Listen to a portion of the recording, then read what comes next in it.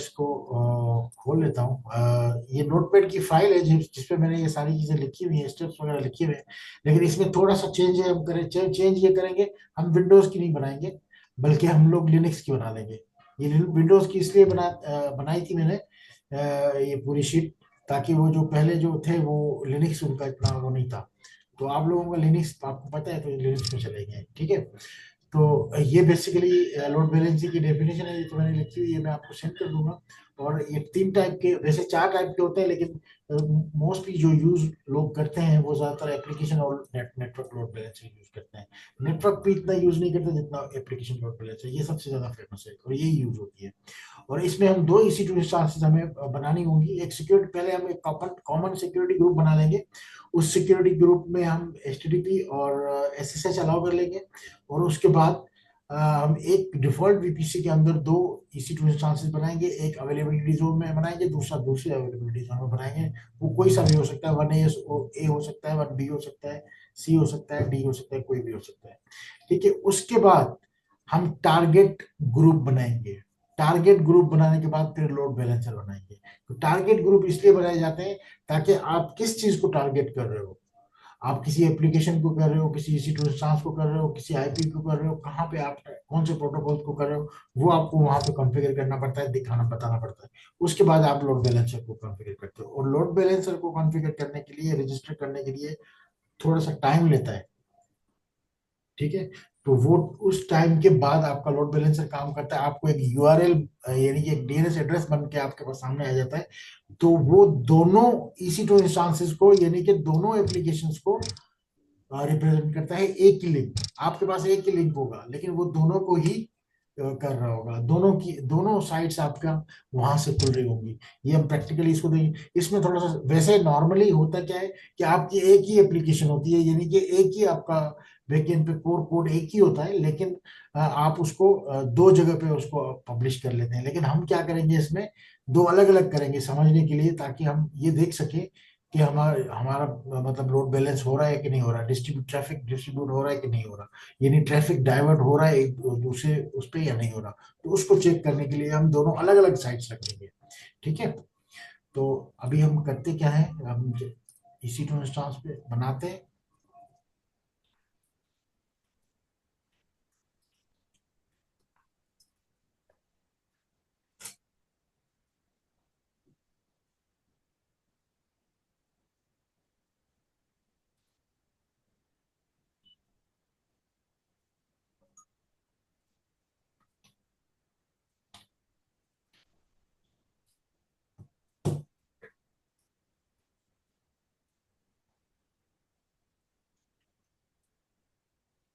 तो सबसे पहले हम क्या करते हैं, एक सिक्योरिटी ग्रुप बना लेते हैं।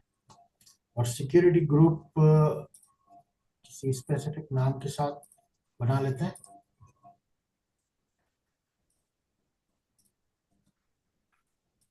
और इस सिक्योरिटी ग्रुप का नाम भी रख लेते हैं, कौन सा, लोड बैलेंसर। और load balancer SG, load balancer SG security SG1 कर देते हैं, क्योंकि हो सकता है SG को भी बनाया हुआ हो। तो लोड बैलेंसर SG1। और इसकी डिस्क्रिप्शन दे देते हैं डेमो। और इसको हम बना रहे हैं किस VPC के अंदर, डिफॉल्ट VPC के अंदर, कस्टमाइज VPC नहीं बनाते, डिफॉल्ट VPC के अंदर इसको हम बनाएंगे। लेकिन इसके अंदर जो इनबाउंड रूल, अभी क्योंकि हम नया इसी सिक्योरिटी ग्रुप बना रहे हैं, कोई भी इसके अंदर रूल अलाउ नहीं हुआ, सिर्फ आउटबाउंड में ऑल ट्रैफिक अलाउ हुआ है। इनबाउंड में कोई ट्रैफिक अलाउ नहीं हुआ। तो हम इसके अंदर दो कम से कम भी हमें चाहिए होंगे। एक हमें 80 HTTP और दूसरा हमें चाहिए होगा SSH, यानी कि हमें चाहिए होगा 22। ये दो दो के हमें चाहिए होंगे, ठीक है। दोनों को हम अलाउ कर देते हैं। तो दोनों HTTP और SSH दोनों आ चुके हैं, ठीक है। तो हमारा एक सिक्योरिटी ग्रुप बन चुका है और उसका नाम है लोड बैलेंस SG1, ठीक है। तो अब हम क्या करेंगे, इसी इसी सिक्योरिटी ग्रुप के अंदर हम दो EC2 इंस्टांसेस बनाएंगे। और हम क्या करते हैं, एक EC2 इंस्टांस बनाते हैं, उसका नाम रख देते हैं EC2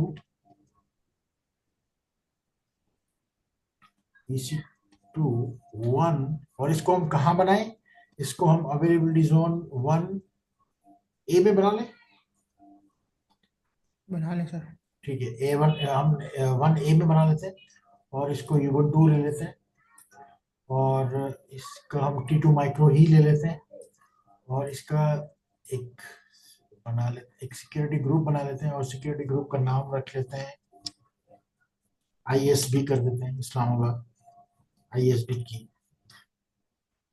और क्रिएट कर लेते हैं। और उसके बाद हम नेटवर्किंग की एडिट में जाके हम क्योंकि डिफॉल्ट ही रखेंगे, VPC तो डिफॉल्ट ही होगा, लेकिन हम इसको 1A में रख लेते हैं। 1A अवेलेबिलिटी जोन में बनाते हैं EC2 इंस्टेंस को और public I auto assign, public IP enable और एग्जिस्ट सिक्योर, इस पे सिलेक्ट एग्जिस्ट सिक्योरिटी ग्रुप करेंगे जो हमने बनाया था उसको ही रखेंगे और लॉन्च करेंगे।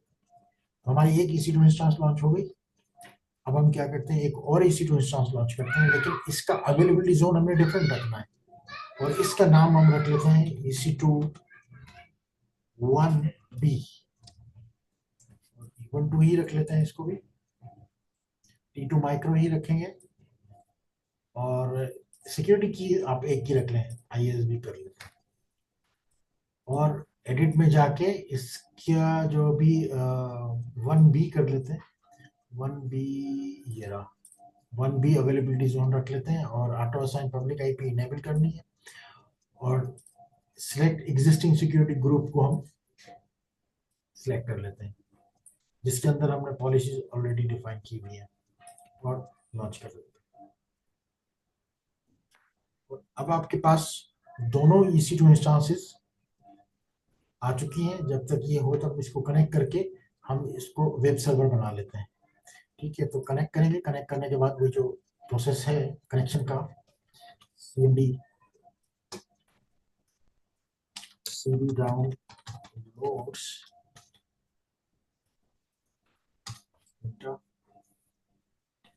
यस, इसमें हम sudo -i करके इसमें हमें अपडेट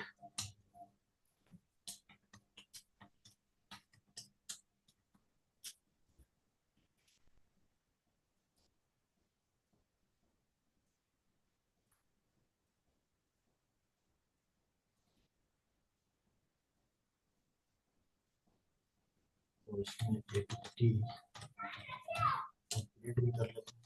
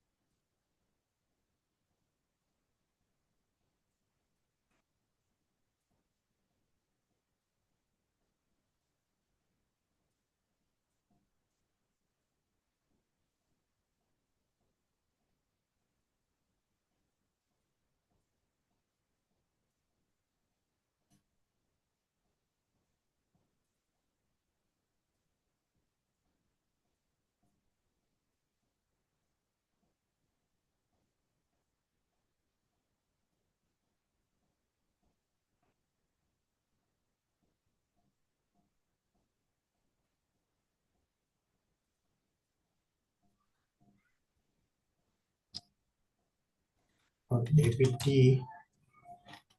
इंस्टॉल nginx भी कर देते हैं। और nginx जो है वो बाय बाय डिफॉल्ट इसकी सर्विस अप होती है। फिर भी एक दफा इसको देख लेते हैं। System CTL status nginx check कर लेते हैं, जैसे होती तो आप है। ठीक है, तो इसको अब ये एक रेडी है, लेकिन इसके अंदर हम काम ये कर लेते हैं, क्लोन कर लेते हैं। कोई पोर्ट हमारे पास पड़ा हुआ होगा तो उसको हम यहाँ पे डायरेक्ट गिटहब को यूज करके कोई तो ये कोड जो है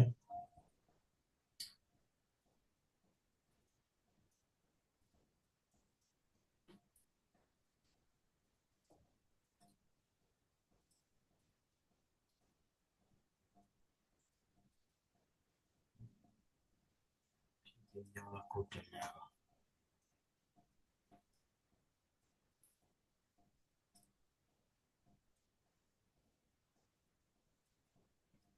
तो इसको पाथ दे देते हैं और www और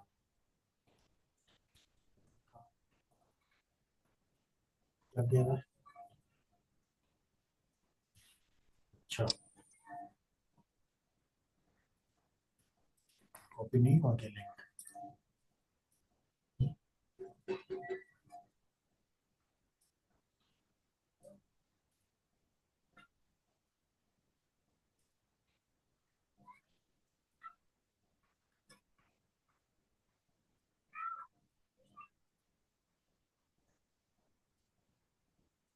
www HTML नहीं है क्या? अब डायरेक्टरी को रिमूव करना है पहले।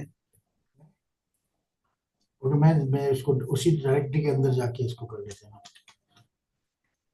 www HTML उसके अंदर जो डिफॉल्ट है उसको डिलीट कर देते हैं।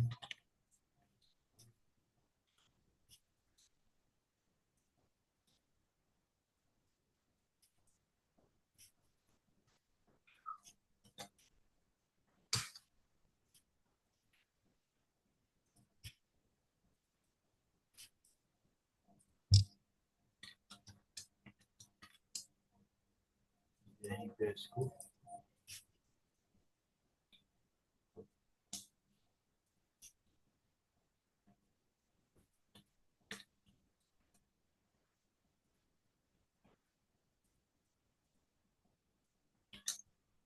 डायरेक्टरी आ गई।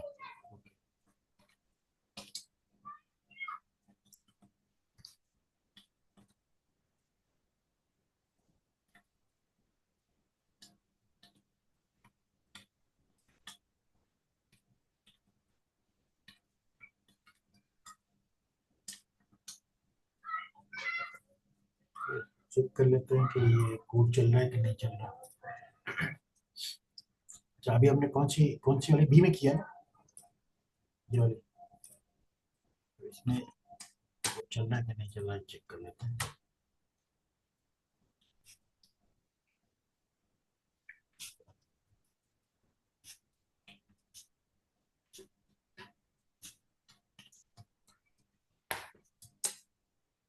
सही है, चल रहा है।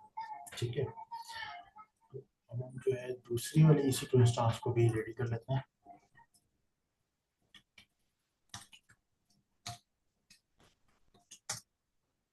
और दूसरी इसी टू इंस्टांस हमारी कौन सी है? वन है।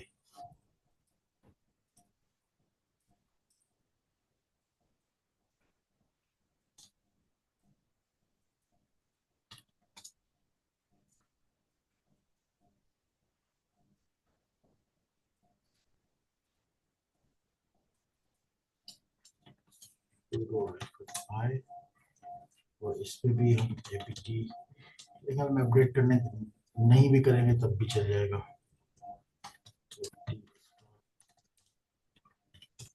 नेक्स्ट आएगा तो देख लेंगे।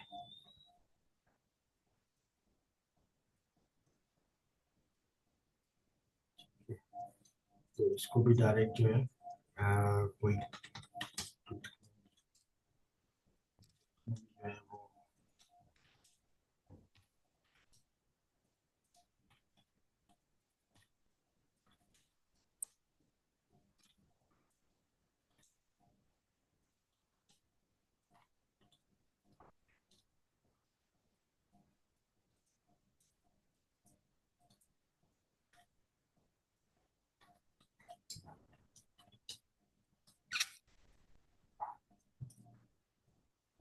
कौन सी डायरेक्टरी को रिपोजिटरी को करें।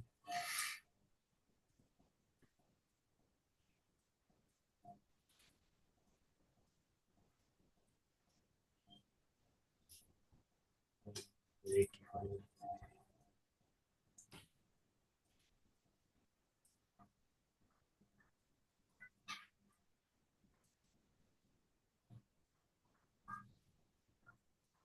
ठीक है।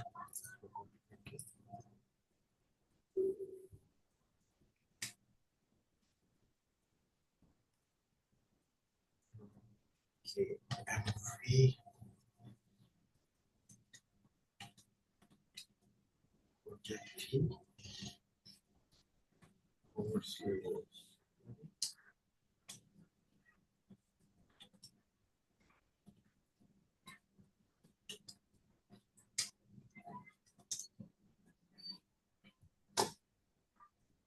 इसको भी चेक कर लेते हैं।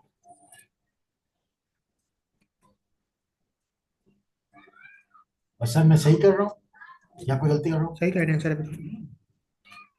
आसमा, अच्छा ये भी वही सेम आईपी खुल गई। मैंने सेम ही आईपी तो नहीं खोली दोबारा?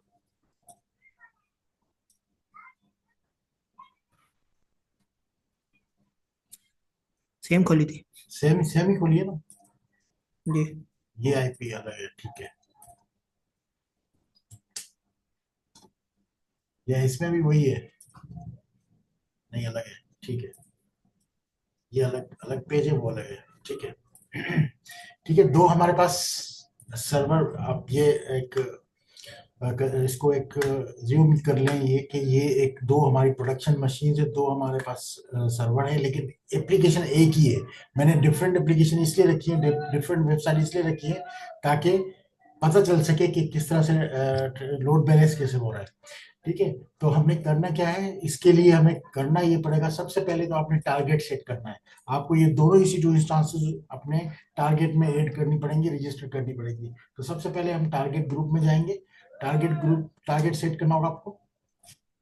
और टारगेट सेट करने के लिए क्रिएट टारगेट, और उसके बाद आपके पास ऑप्शंस आ रहे हैं, इंस्टांसेस का आ रहा है, आईपी एड्रेसेस का आ रहा है, लैम्डा फंक्शन का आ रहा है, एप्लीकेशन लोड बैलेंसर का आ रहा है। तो आपने कौन सा टारगेट रखना है? आपने रखना है इंस्टांसेस रखना है। ठीक है, इंस्टांसेस जो डिफॉल्ट हुआ है यही आपने रखना है, और नाम देना है आपने आपने L B load balancer target. अपने समझने के लिए नाम कोई सा भी नाम दे सकते हैं, लेकिन अपने समझने के लिए। अभी इस वक्त हम किस प्रोटोकॉल पे अपनी ट्रैफिक अपनी जो है वो कर रहे हैं, चला रहे हैं, वो HTTP सिंपल नॉर्मल एटीपी चला रहे हैं। ठीक है, और हम IPv4 पे हमारा आईपी एड्रेस जो हम यूज कर रहे हैं वर्जन, वो IPv4 है। और डिफॉल्ट VPC को हम यूज कर रहे हैं, डिफॉल्ट VPC को यूज कर रहे हैं, और HTTP 1 को इस्तेमाल कर रहे हैं। और उसके बाद आप नेक्स्ट करेंगे, इसको नेक्स्ट करने के बाद अब आपके पास दो EC2 इंस्टांसेस अवेलेबल हो जाएंगी। दो EC2 इंस्टांसेस आपके पास अवेलेबल हो गई, और अब आपने इसको अपनी लिस्ट लिस्ट के अंदर ऐड करना है। और लिस्ट में जैसे ही आप इसको ऐड करेंगे तो दोनों मशीन्स रनिंग कंडीशन में, और दोनों आपके पास आ चुके हैं, और आपने क्रिएट टारगेट ग्रुप करना है। जैसे आप क्रिएट टारगेट ग्रुप करेंगे, और उसके बाद आपके पास जब दोनों मशीन आ जाएंगी तो एक दफा और आप सर इसको आपकी आवाज रजिस्टर। कट रही है दोबारा। अभी अभी कट रही है क्या? अभी कट रही है? मेरे ख्याल में इंटरनेट डिस्कनेक्ट हुआ था शायद, कोई ग्लिच आया है कोई। ठीक है, तो अभी मैंने इसको दोबारा रजिस्टर कर दिया। ठीक है, दोबारा मैं यहाँ पे रजिस्टर टारगेट पे क्लिक कर दिया। तो अब मेरे पास दोनों मशीन रनिंग है, और दोनों अलग अलग अवेलेबिलिटी जोन के अंदर आ चुकी हैं, और दोनों मशीन्स रजिस्टर हो चुकी हैं टारगेट ग्रुप के अंदर। ठीक है, अब मेरा टारगेट ग्रुप जो है वो टारगेट लोड बैलेंसर टारगेट जो है ना वो रेडी है। अब मुझे कहाँ जाना पड़ेगा? अब मैं वापस जाता हूँ और लोड बैलेंसर को कॉन्फ़िगर करता हूँ। तो लोड बैलेंसर को कॉन्फ़िगर करने के लिए क्रिएट करूंगा, और ये सारे वो टाइप्स है जो आपके पास आ रहे थे शुरू में। मैंने आपको बताया था कि 3 टाइप के होते हैं। तो इस वक्त आपने load balance application load balancer पे जाना है, क्रिएट लोड बैलेंसर पे क्लिक करेंगे और नाम देंगे यहाँ पे लोड बैलेंसर GR कर दें, या कोई भी नया नाम दे सकते हैं, लोड बैलेंसर GR कर लें। और अब आपसे ये पूछ रहे हैं कि आपने कहाँ यूज करना है। ये स्कीम आपके कौन से इंटरनेट फेसिंग होगी या इंटरनल? इंटरनल वो होती है जो आप अपने लोकल एरिया नेटवर्क पे चला रहे होते हो। ठीक है, और ये जो इंटरनेट फेसिंग होती है ये इंटरनेट के लिए है। अगर आप DNS नाम और सारी चीजें यूज करना चाह रहे हो, पब्लिक आईपीज, तो आप इंटरनेट फेसिंग यूज करते हो। इस वक्त हम इंटरनेट पे जाएंगे, इंटरनेट फेसिंग को यूज करेंगे। ठीक है, और IPv4 ही रहेगी। और यहाँ पे आप अपना VPC सिलेक्ट करोगे, जिस VPC के अंदर आपने ये सारा कुछ बनाया है। तो हमने अभी डिफॉल्ट VPC को यूज किया है, तो डिफॉल्ट VPC को ही रखेंगे। ठीक है, आवाज अवेलेबिलिटी कट जोन गई है। का आवाज कट रही है? मैं नेटवर्क चेंज करूँ क्या? अभी आवाज आ रही है? मुझे मुझे दोनों की आवाज सुननी है, आप बताएं, दोनों बताएं। मेरी आवाज आ रही है आप लोगों को? अब यस आ सर, रही। आ रही है। हाँ, बीच में शायद कट रही है, पता नहीं क्यों आजकल इनका हुआ है, इशू हुआ है जिसकी वजह से। ये सिर्फ इस्लामाबाद और कराची वालों के लिए पता नहीं क्या किया हुआ है इन्होंने। हालांकि मेरी अभी 2 क्लास हुई है थोड़ी देर पहले, तो वहाँ कोई इशू नहीं था। लाहौर से भी हुई है, वहाँ पे भी कोई मसला नहीं था। और अभी एक यूके से भी हुई है, उसमें तो खैर मसला नहीं होता, बाहर की क्लास तो इजीली हो जाती है। लेकिन पाकिस्तान के अंदर जितने भी शहर हैं वहाँ से मसला होता है, लेकिन इस्लामाबाद में ज्यादा है। बाकी जगहों पे इतना नहीं है। लाहौर में भी मेरी क्लास हुई है, वहाँ पे पूरा 1 डेढ़ घंटा सही स्मूथ चलता रहा है। ठीक है, इस वक्त हमने कौन से अवेलेबिलिटी जोन रखे थे, याद है? सर 1A और 1B। 1A और 1B। ठीक है, इन दोनों को हमने सिलेक्ट करना है। और सिलेक्ट करने के बाद अब आपने यहाँ पे अपना सिक्योरिटी ग्रुप भी सिलेक्ट करना है, क्योंकि डिफॉल्ट पे हुआ है। आपने सिक्योरिटी ग्रुप अपना जो रखा था उसी को आपने ले लिया। ठीक है, वो आपने सिलेक्ट कर लिया। तो उसके बाद फिर आपने यहाँ पे से भी सिक्योरिटी ग्रुप को अपना रखना है। जो टारगेट ग्रुप आपने बनाया था लोड बैलेंसिंग का, वो आपने सिलेक्ट करना है। अगर आप वो सिलेक्ट नहीं करेंगे तो आपका लोड बैलेंसर काम नहीं करेगा। ठीक है, और एच आपका एक पोर्ट 80 के साथ ही है। और बाकी सारी चीजें आपने डिफॉल्ट लेनी है और क्रिएट लोड बैलेंसर पे चले जाना। और ये प्रोविजनिंग का स्टेटस आ रहा है, थोड़ा सा टाइम लेगा और उसके बाद ये रेडी हो जाएगा। जब ये रेडी हो जाएगा तो उसके बाद आपके पास जो लिंक है, जो ए रिकॉर्ड का लिंक दिया हुआ है डीएनएस नेम के नाम से, इस लिंक से आपकी वेबसाइट्स ओपन होगी। इसको चाहे तो आप दोनों को बंद कर सकते हैं। दो एप्लीकेशन, दो वेबसाइट्स आपने रखी हुई है अलग अलग। तो दोनों का किस तरह से वो उसको लोड बैलेंस करेगा और किस तरह से वो चेक करते हैं। तो थोड़ा सा इसको टाइम लगता है कंप्लीट होने में। ये स्टेटस यहाँ पे एक्टिव लिखा आ जाएगा, उसके बाद वो काम करना शुरू करेगा। अच्छा, तब तक आप कोई सवाल कर सकते हो तो आप पूछ सकते हो, क्योंकि इसमें 2-3 मिनट लगते हैं।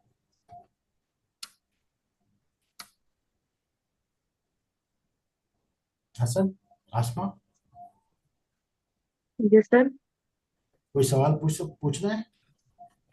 सर, ये हमें कैसे, जब हमने डिफरेंट टाइप्स में कॉन्फ़िगर करना होता है ना लोड बैलेंसर को, कि लिस्ट कनेक्शन की बेस पे करें या राउंड रॉबिन इक्वली डिस्ट्रीब्यूट हो, ये वेटेज की बेस पे करें, वो मतलब इसी में हमें कोई स्ट्रेटजी करनी पड़ेगी, या वो ऑलरेडी कॉन्फ़िगर्ड होती है? वो ऑलरेडी कॉन्फ़िगर होती है। वेव के कुछ फीचर्स हैं जो कि हमने डिफॉल्ट ले लिए हैं, क्योंकि हमारे पास लोड बैलेंसर को हमने जो है वो डिफॉल्ट की सेटिंग्स को रखा है अभी बेसिक लेवल पर के ऊपर। लेकिन इसकी ज्यादातर हमने जी जी। चीज, हाँ, ज्यादा इसकी वो चीजें हमने, इसके फीचर्स यूज नहीं किए अभी। वो आप कर सकते हो इसके अंदर। लेकिन उसके ओके लिए सर। अगर अगर आप इस पे वो तमाम चीजें आप अगर फीचर्स यूज करते हैं, तो उसमें कुछ चीजें ऐसी होती हैं जो फ्री ऑफ कॉस्ट में नहीं है, जो पेड है। जिसकी जिसके अंदर एक वेव है, जो कि आपको वेव पे करनी पड़ेगी, और वो इसके अंदर है, वो उसमें भी नहीं है। मार्केट से आपको जो मार्केट प्लेस होते हैं वहां से आपको फीचर लेना पड़ेगा। किसी भी कंपनी का ले सकते हैं आप, क्लाउडवेयर का ले सकते हैं, किसी भी। 2-3 कंपनीज हैं, 2-3 नहीं है बल्कि ज्यादा ही है मार्केट प्लेस में, वो फीचर्स आप ले सकते हैं। लेकिन अभी जो हमने किया है वो बेसिक लेवल का डिफॉल्ट की सेटिंग से किया है। पहले ये हो जाए तो उसके बाद फिर उन चीजों को भी आप अगर देखना चाहें पेड वाली, तो वो भी देख सकते हैं। और कुछ फीचर इसके अंदर भी है।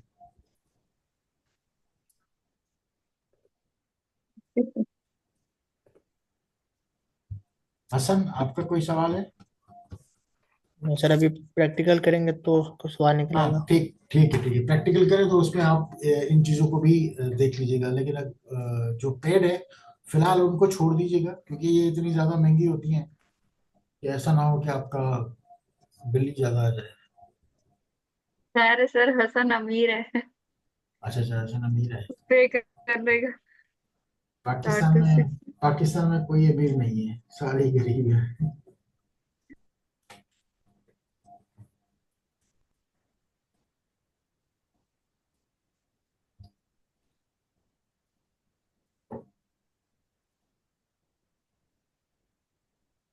एक्टिव आ गया। तो अब आप जो है अपने डीएनएस नेम को आपने क्या करना है, यहाँ पे ब्राउजर में रख के इसको टेस्ट करना है, चेक करना है।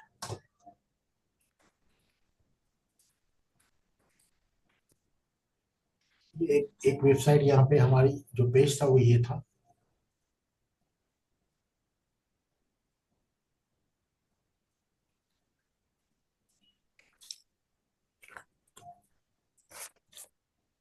चलो खुल रहा है।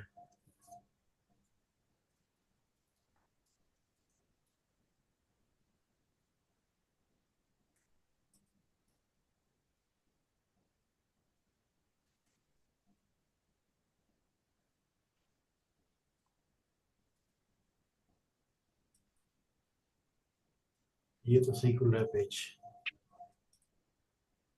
दोबारा चेक करते हैं उसको। तो इस तरह से ये उसको एक रिक्वेस्ट वहां भेज रहा है और एक रिक्वेस्ट बाय डिफॉल्ट उसको डिस्ट्रीब्यूट कर रहा है। ये किसी पेज का कोई इशू है। ये वैसे लोड बैलेंसिंग का मसला नहीं है। ये जो अभी इस पे जा तो रहा है पेज पे, लेकिन वो पिन नहीं हो रही। ये वाला पेज सही खुल रहा है।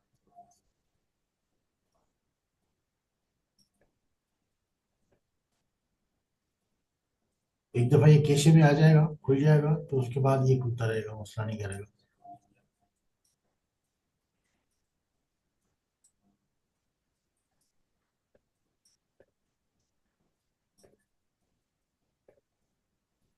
ये आ गया कैशे में।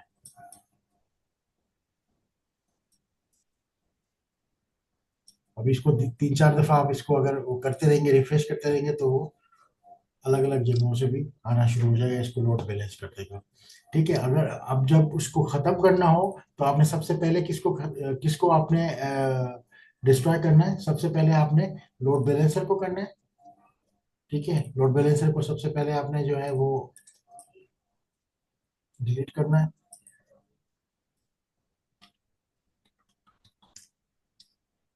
हाँ, इंटरनेट का इशू है ये, देखिए इसका मैसेज आ रहा है, your internet connection is, internet का इशू है, इसी वजह से ये। उसके बाद आपने टारगेट ग्रुप को जो है वो आपने उड़ाना है।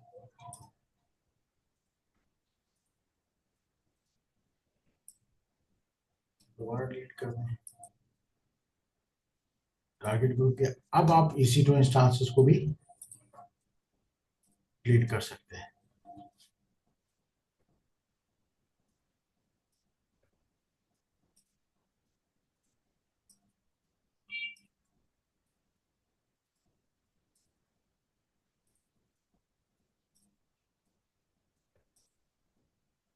ठीक है। ये अभी खुद ब खुद टर्मिनेट हो जाएंगे। मैं अभी स्क्रीन अपनी स्टॉप करूँगा, स्क्रीन शेयरिंग स्टॉप करूँगा। आसपास सबसे पहले आप करें और उसको डिफाइन भी करें। ठीक है। उसके बाद फिर असर के पास चलते हैं। आप स्क्रीन शेयर करें और इसको ओके शुरू सर। करें और इसको डिफाइन। चलिए, जी मैं स्क्रीन शेयर करूँगी। जी जी जी, स्क्रीन शेयर करें।